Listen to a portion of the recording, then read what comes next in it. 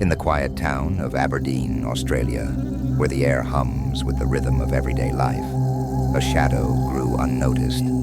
Her name was Katherine Knight, a woman whose hands were stained with more than just the blood of the abattoir she called home. What began as a life marked by rage would end in a nightmare so grotesque it would etch her name into the annals of horror.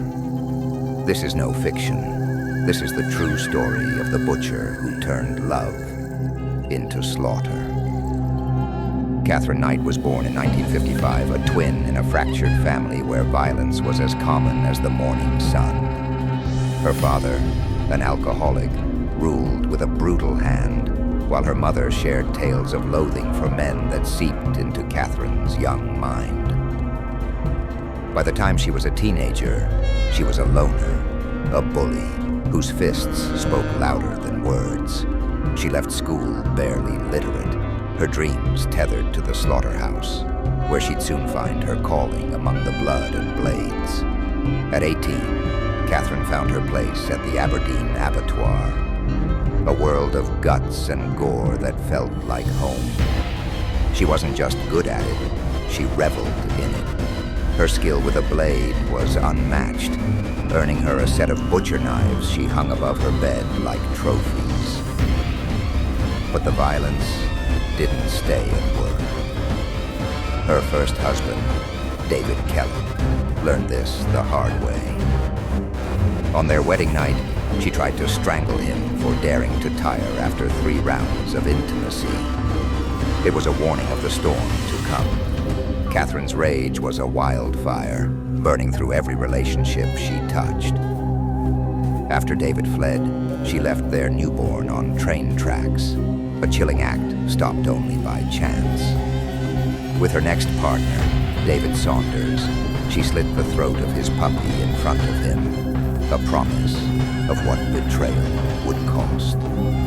John Chillingworth came after, fathering her son, but he too escaped her wrath. Each man left scars, but none saw the true monster awakening within her. Then came John Price, a kind-hearted miner who thought he could weather Katherine's storms. For years they clashed, her temper flaring, his patience fraying. In 2000, it reached a breaking point. After a brutal fight, John kicked her out and got a restraining order. He told co-workers, "If I don't show up tomorrow, she's killed me." That night, he let her back in. One last, fatal mistake. On February 29th, 2000, as John slept, Katherine struck. She stabbed him 37 times, her blade finding flesh with the precision of a butcher. He woke, fought, stumbled to the door, but she dragged him back, his life bleeding out in the hallway. What happened next defies comprehension. She skinned him, expertly, completely, hanging his flesh like a grotesque curtain.